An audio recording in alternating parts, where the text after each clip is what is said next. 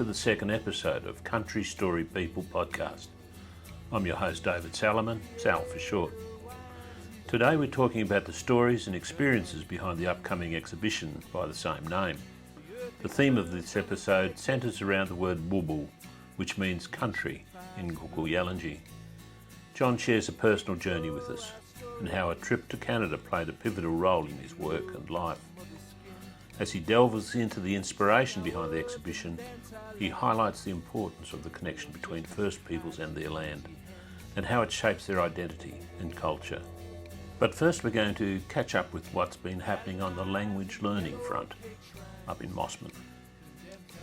So join us for a deep dive into the meaning behind country, story, people, and the fascinating stories behind its creation. It's my great pleasure today to be talking again to John Hartley, senior Kuku man from the Kubitiwara clan, living in Mossman, far north Queensland. How are you today, John? I'm well, thank you, David. Yourself? Terrific. And we were going to pick up our conversation from last time. You mentioned how you've got community language classes happening again in your community. Would you like to tell us about that? Kubitiwara Yalanji Aboriginal Corporation have organised language classes both in the Yalanji Cultural and Language Hub and also in Cairns, where there's a lot of Yalanji people also gathered. So up here, apart from our day-to-day uses as we go around doing what we do, visiting family and country and so forth, we've got Juan Walker, of course, who teaches at the Mossman State School, and we have Norman Taylor, who comes down from Woodjong on school terms throughout the year, and Norman also provides language lessons at the Yalanji Language and Culture Hub here in Mossman, and then Dan O'Shane, a Kuku Yalanji elder, provides language lessons in Cairns once a week. Yeah, so it's all catching on. I know there was a surprise a couple of years back when language was starting to be taught again. The first teacher you had at the school there, a young woman, very accomplished young woman, had actually learnt the language from her grandparents from a very early age. I know there was some surprise about how much language was actually still in the community, but for reasons of the discrimination that had happened in the past, there was a number of people who were still fluent in language. Absolutely, and we have such a debt of gratitude for those people that kept the language alive during those years.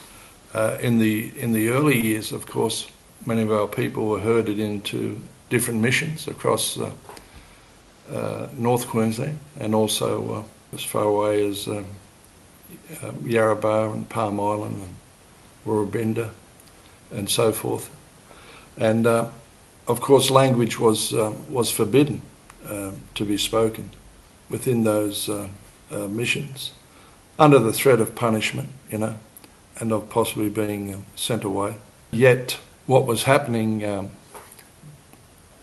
behind the scenes, and in spite of those government policies and threats at the time, Bama, that is the Kuku Yalanji Bama, maintained that language and secretly taught it at night around the table to their children and what have you. Yeah, and so there's that we have any language today is wholly credited to those people who maintained it under such what were horrendous conditions. You mentioned Norman Taylor coming from Woodjong. Of course, up there, language is still strong in the community. Is that Is that right? Language is still very much spoken on a daily basis in Wujal, and also the Kuku Nyungu language is spoken daily as well. So today you have the Kuku Nyungu Kuku or language, and you also got the Kuku Yalanji language. They're very, very close.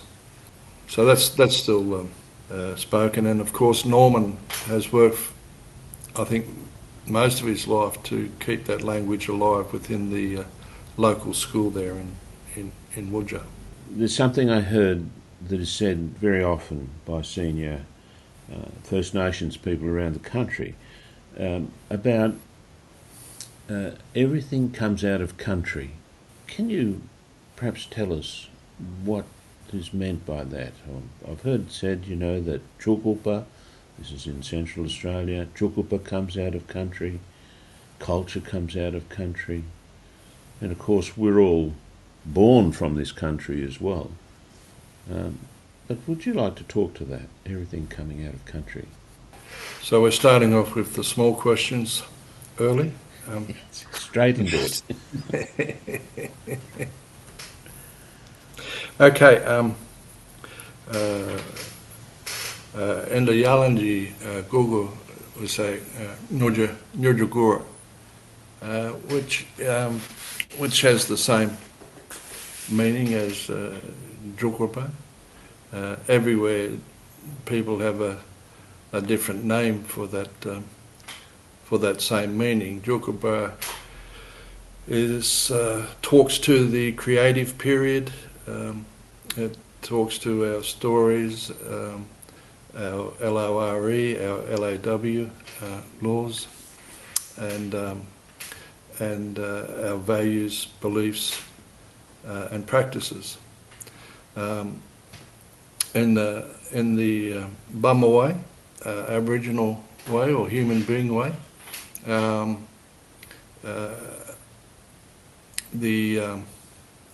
everything is given birth, comes from or out from our what we call in the Yalanji country Bulbul, which can mean country or place of belonging, or a place where the language springs from. But everything is born out of country, going back to the creative period, and so all the animals which preceded the human being in our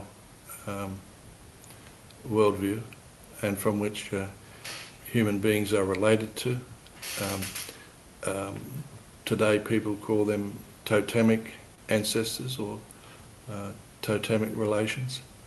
All these things were born out of and are held, in fact, in country.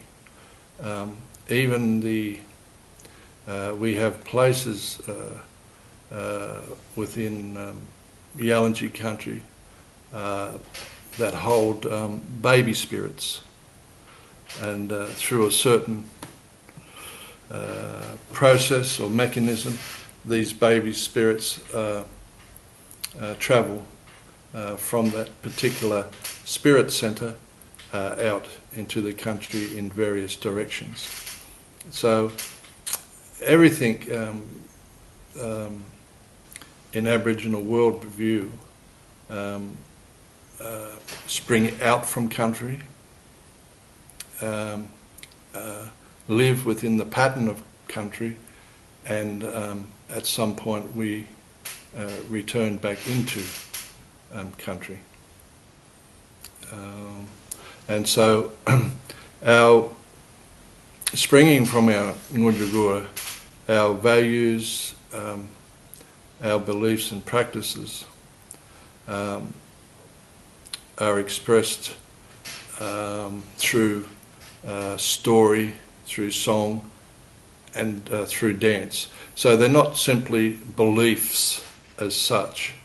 They're actually, those beliefs are then expressed through song, through deed, through actions, through dance, and so on and so forth. But I think it's quite a unique way of viewing the world and being in the world, that we are in this continuous relationship with our Earth Mother, you know. Yeah. Mm.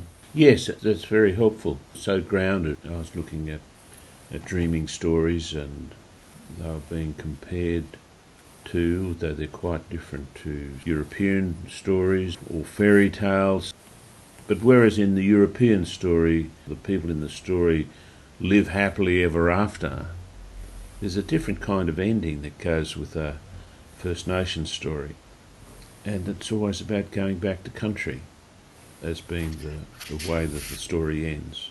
Yeah, from whence we come, we return, basically. Yes. You know. So our body is our bubble. Our body is our bubble, you know. So when people harm and disrupt certain areas in our country, it hurts Burma physically. That's how strong the relationship and bond is. Yeah. Yes, we've seen many examples of this, really. Yeah, and you said something, you see, before in regards to culture comes out. It does. Ultimately, everything, as we see it, springs out from country, you know. But culture is really our response to country, you know. It's a response to the fauna and flora within that country, what it tells you when certain flowers or trees bloom or lose their leaves and things like that. When the different, we have several seasons here in Yalanji country, and what those different seasons bring in regards to foods and things on and so forth. So culture is our response to that, you know, and knowing when we see a particular flower in bloom that that certain fish will be swimming upstream and therefore somewhat easier to catch, you know. Yeah, or you know, the mating season of a particular relation or animal has begun, and all those kinds of things. So our culture is a response to that. It's how we live within our country that are brought forth from our country, which is our culture, and that's why I touched on it briefly. Nurjagura really travels the length and width of the continent, and foundationally, essentially, the same meaning. But the culture, as you travel throughout country, changes because the environment of that particular area changes. So your response to that particular area changes. Yeah. Yeah, and so language comes out of country as well. You know, within Yalanji you have the different clan groups you might like to talk to in a moment.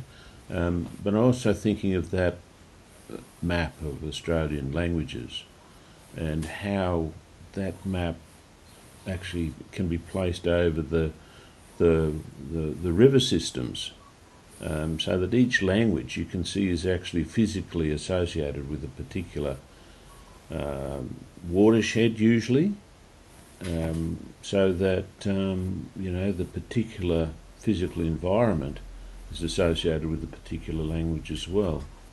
And when people are learning all these different languages, and start speaking, to each other, maybe the first time meeting, they will know straight away where someone comes from by the language they're speaking.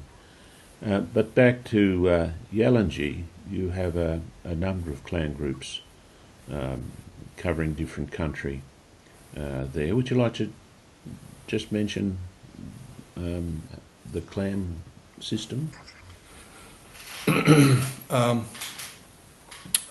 Along the eastern seaboard, commencing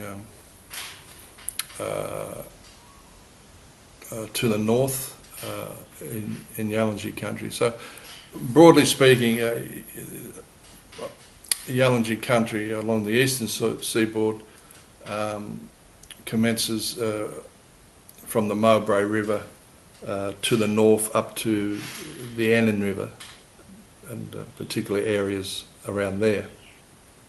And so if you look at our country along the eastern seaboard,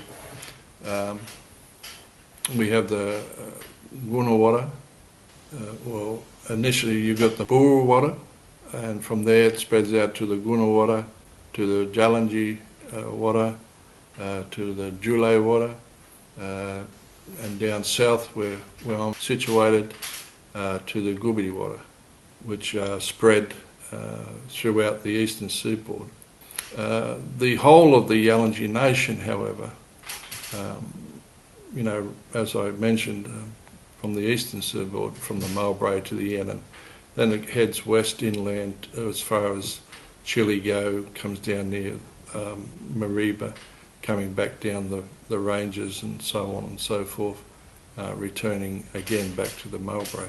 So the whole of Yalanji nation takes on two but not separate sides that we call the sunrise Yalanji to the east, and the sunset or western Yalanji. And so the Yalanji language travels over that vast distance of land. Some small variances in the old days, but it also outlined our marriage process and relationships throughout the whole of the Yalanji country. People mistakenly say they're separate, but they're not. Yeah. You can't have sunrise without sunset. Yeah. So we say there's people sat at different campfires, but we're all the one people. Earlier we were talking about a very difficult period that Yalanji people experienced under the colonial invasion. And I know for you, we've been talking some time ago about some of the things that were turning points for you.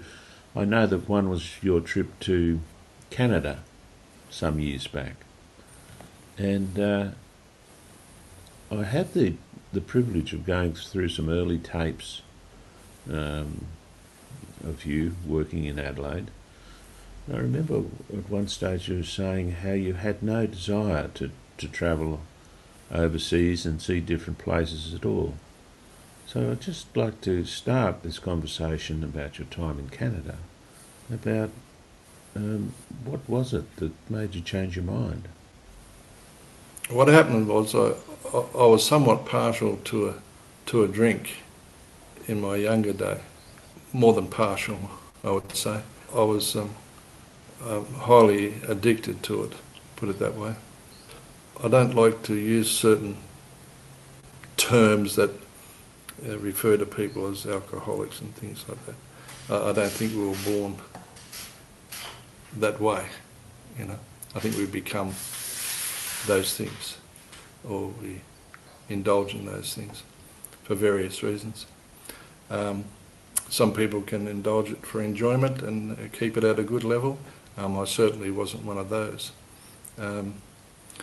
But to cut a long story short, I ended up in a hospital in Adelaide And in that hospital, I had a visit by two older men. One of which looked down and said, "Boy, you got to get back to your culture, you know." And it's something that still sticks in my mind today, and something that's never left me. And upon my from that point actually, I never indulged in alcohol or any other substances since then. What happened was I was travelling around, and all of a sudden these images of turtles kept popping up, either on the TV or up on a billboard, or someone would mention it, or some article, or the image of the turtle, which is strong in Yalanji culture, kept appearing. And then one day at a centre that I was engaged with, we had a visit from a First Nations woman who was a ceremonial holder and healer, and who had come out to Australia, namely South Australia, on a cultural exchange program. And her task in Australia was to begin to introduce certain programs and relate those certain programs to Aboriginal people who were incarcerated in the prisons, and introduce the role of ceremony in the healing processes of our men and women.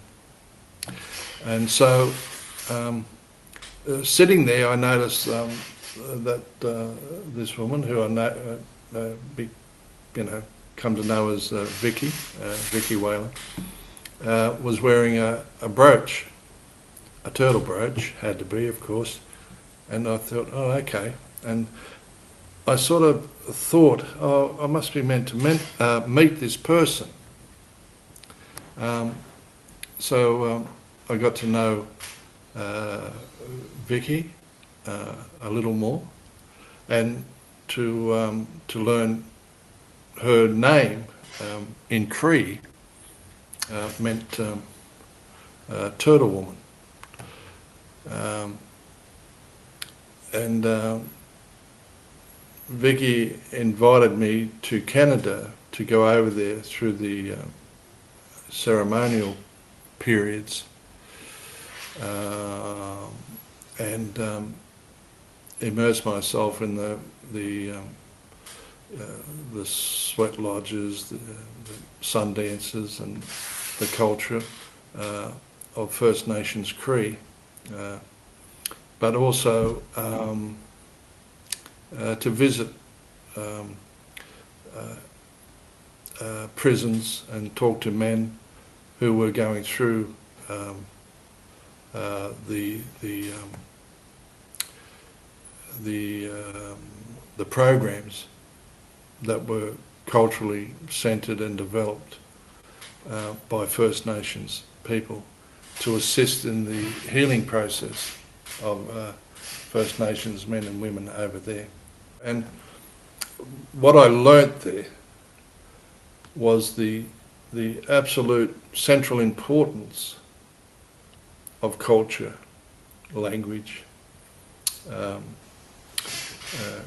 cultural practices and ways of being, how absolutely central and crucial it was to the healing process, and to coming back to a sense of who one is, or who we are as a people, and our relationships with each other, and in particularly our relationships with our Earth Mother.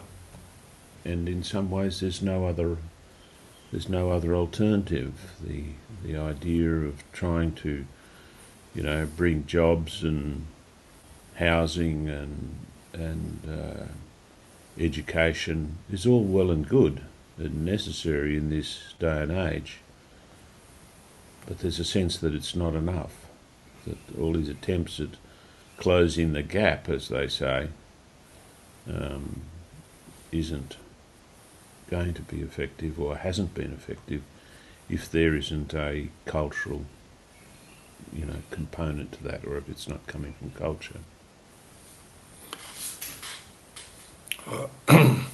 Yeah, and look, we have to be mindful that alcohol is symptomatic, and yes, I believe culture and ways of being in the world, your values, beliefs, and practices, is the medicine. The fundamental medicine, however, is our bubble, our country, in that process. Now, if you look at the colonisation processes as it moved violently throughout our continent, you had areas that were people or the colonisers didn't really get into, until much later, some years very much later. So those people in those areas maintained their cultural ways even to now. The process of colonisation is still ongoing. Well, it may appear in a very not overt manner, but when you sit in those communities and you look around you, you see the impacts of colonisation. What I'm talking about is the implementation or the implanting or indoctrination of values, beliefs and practices other than those people from those particular areas of country.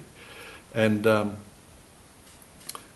when we look at the benchmarks of health, housing, education, and I think there's a couple of others, but they're the ones that are normally dragged out. You just need to ask yourself, well, where do those benchmarks come from? Even though, yes, where we are today, they're important, but the benchmarks themselves don't arise from the First Nations people themselves, And you have to, because if you've done an inventory of the cultural benchmarks, you will find that the destruction of language, that there's the forced displacement from one's country, through policies and legislations, and so on and so forth, are still there today. So, and remembering these the people, the Alice Springs, and all, they're people still wholly engrossed within their law, LAW, and their ritualistic rites of passage from boyhood or girlhood through to adulthood, and so on and so forth, and the impacts of the Western indoctrination has horrific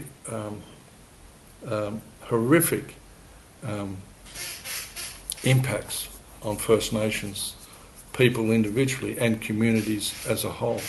Now, saying that, it's not intended as an excuse for violence and what have you, but when you take away, when you outlaw the law or the governance of a people, which we have, and people then are vacillating between two worlds.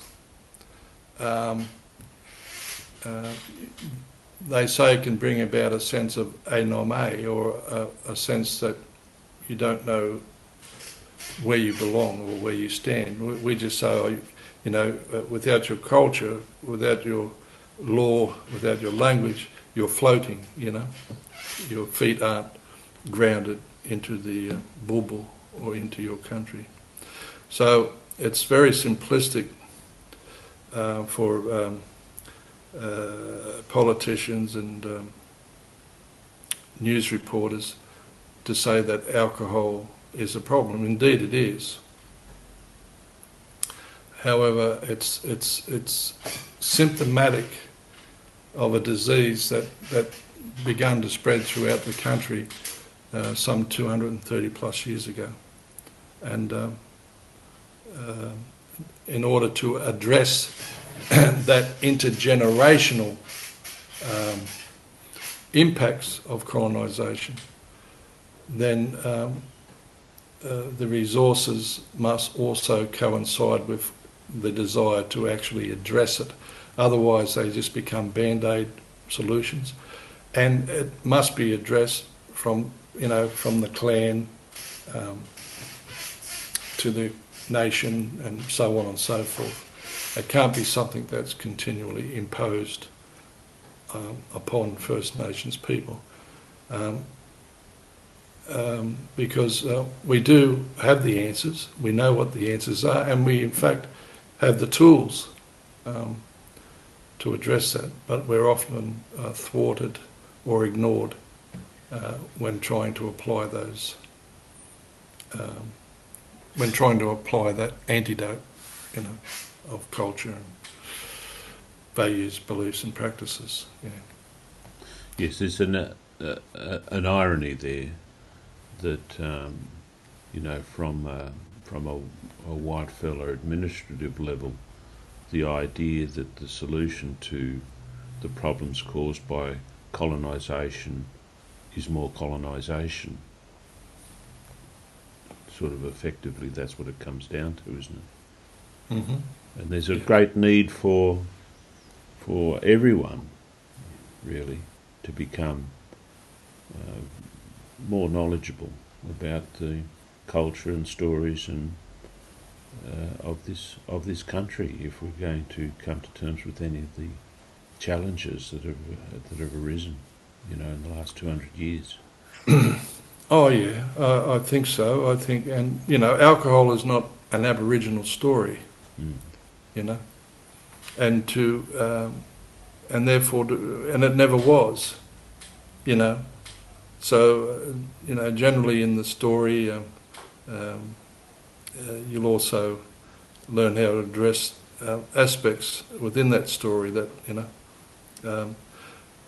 but in relation to heavy drugs and alcohol and indiscriminate violence and things like that, it was never part of the story. We have to remember that. They are introduced, as the various, like cattle or what have you, they are all introduced into this country and into the communities and then into the minds and the understanding of First Nations people. But it's, alcohol is not, it's impacted everybody.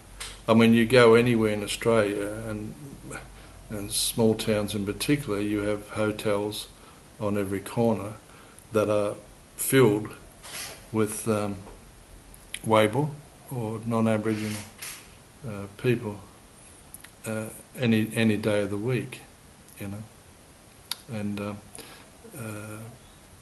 people go there, some to socialise, but some to release stress and all the rest of it, so on and so forth.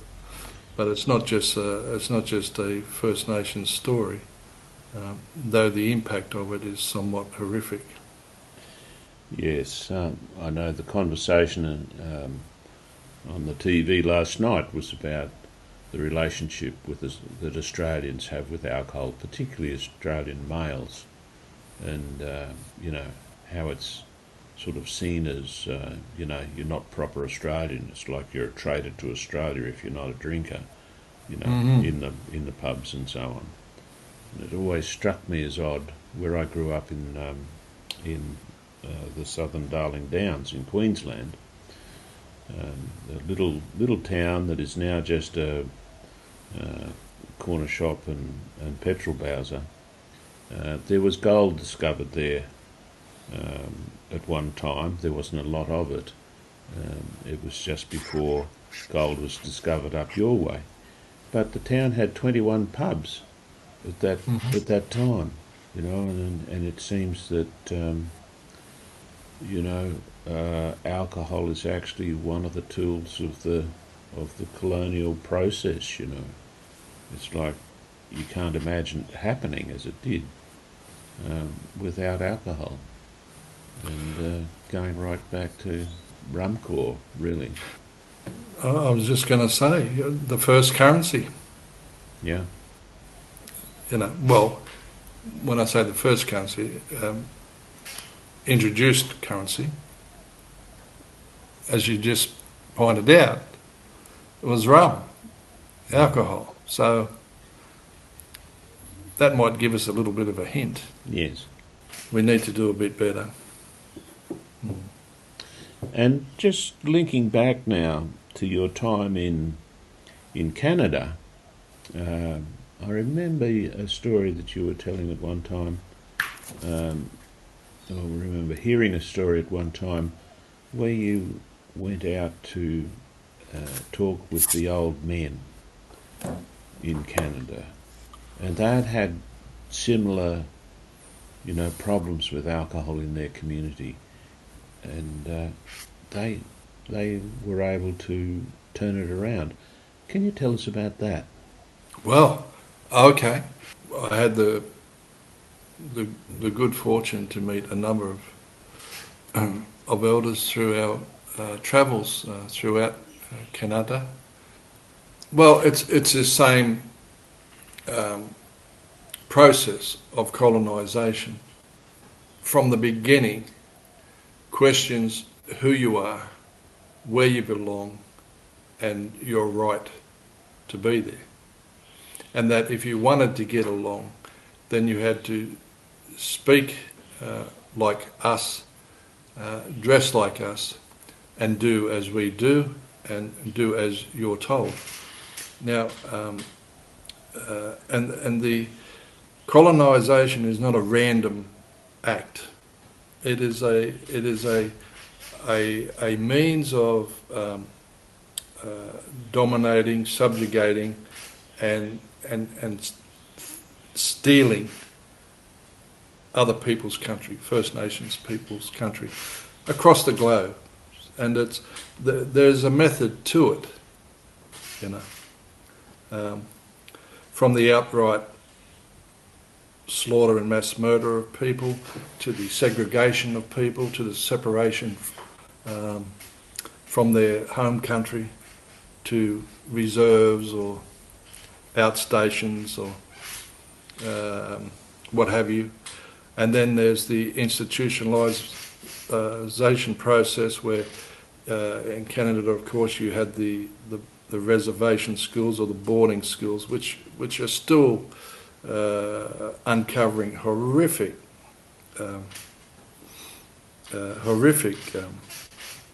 abuse and murder of younger children.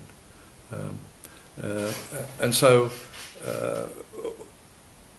Australia, New Zealand, Canada, the USA, all have this same pattern of colonisation that moves throughout our respective countries. And of course, Canada was no different. I spoke to some elders there who told me that their language was all but gone.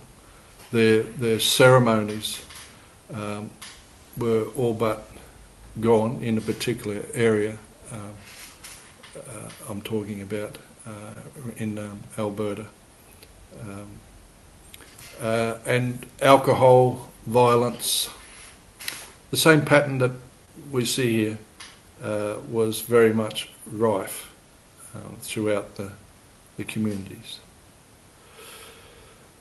But what happened, people started talking, and some of the men decided that they were going to seeing what was happening in their community. Because colonial violence always spirals downwards to what they refer to as the lesser than, or the subhuman, or the not human, the heathen, what have you.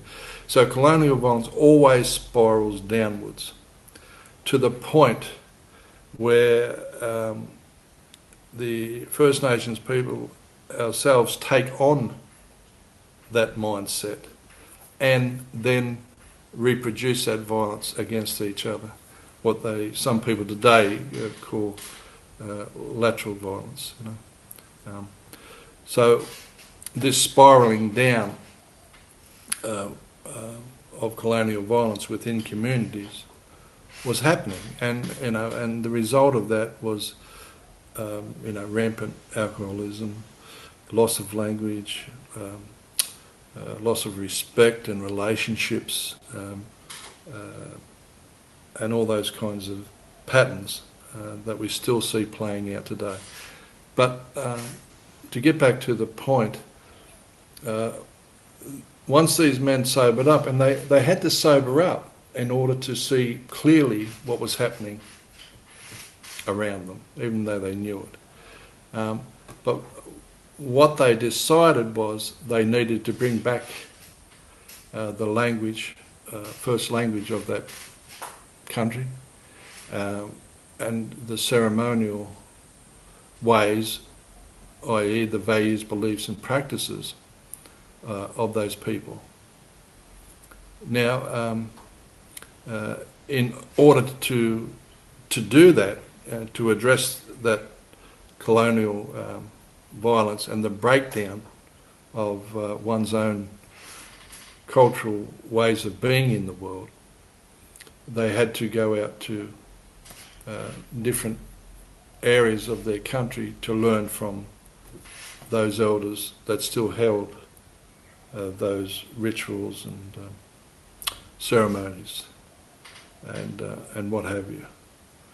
And what they informed me of was that what happened after, and of course people were sceptical about that, their own people. Oh, we can't do that. It's not our way, and things like that. And it wasn't that sweat lodges and sun dances weren't their way, but the particular way that those old people in a particular area of country performed them, were different. But what the elders there informed me was that after a time of reigniting and reintroducing these, the sweat lodge, and then later the sun dances and so on and so forth, that their own ways of doing came back to them. Yeah. So, and it's a bit like that story that, when you're hanging over the edge of the cliff and you have a mice, and you're hanging on by a vine, and you have mice chewing away at the vine, the hand that comes to lift you up doesn't have a colour or a place or a particular culture. It's you grab the hand and you pick yourself up, and that's what you do, and so that fundamental reasoning has always stayed with me, and I look at that as an example, not the only one, of course, but as a very important example, because the community actually done that themselves, and of course that led to the implementation of elders within programs of visiting prisons, of reintroducing sweat lodges, and then having prisoners getting a 4-day release to attend ceremonies, sun dances, and all these kinds of things, and of taking smoking ceremonies and what have you within those prisons to talk to those First Nations men and women within those, who had been incarcerated within those institutions. A little bit different here, in that we had so many different languages, and of course the environmental changes, which, as I mentioned earlier, has some kind of cultural differences, or expressions rather. But the foundation of Nujagura or Jukurba, or what people refer to in their own language, is the same, you know. And if I'm visiting a neighbouring tribe, I can never take into that area what is not already in that area. Law is already there. You can't take it there. It's already there. It's already in the bulbul, runs through the country, you know. So, but we can learn and take away some lessons from that First Nations Canadian experience, you know, and look at those areas of importance that feed our collective spirit, you know. Thanks, John. It's terrific talking to you about this big topic today. I know this is the foundation for what you're doing, your community is doing, with the Singing Country project, that there are direct parallels here about, listening to country, I guess, comes up in some way, and the exhibition that your community is having around the middle of the year. So I just wanted to alert people, listeners to that they make a spot in their calendar if they're in that country. Thanks once again for talking to me this morning, and we'll pick it up again next week. You're welcome, David. Thank you for the opportunity to have a yarn with you, and we'll catch you again next time, and maybe talk about a program for our youth that we're currently developing as well. So, which again is centred on those areas of country, story, people, story, song, dance, etc., and so forth and so on. And if people want to find out more, where would they go? NAIDOC up here, of course, it happens about a week later than anywhere else because of the schooling system and what have you, because we like to involve the young school kids in the process. We're looking at the opening night will be on the 10th of July, and we will have a formal cleansing ceremony, some dances and some dances from guests that we're just awaiting to be confirmed. And then we'll have the speakers, of course, and then the formal opening of the exhibition. Yeah. So, yeah. As always, terrific talking with you, John. Oh, you're welcome. And Jumanajo. Well, Jumanajo. And we'll see you next time. If you're enjoying our podcast, remember to click the thumbs up and hit the subscribe button to keep up to date with new episodes as they come out.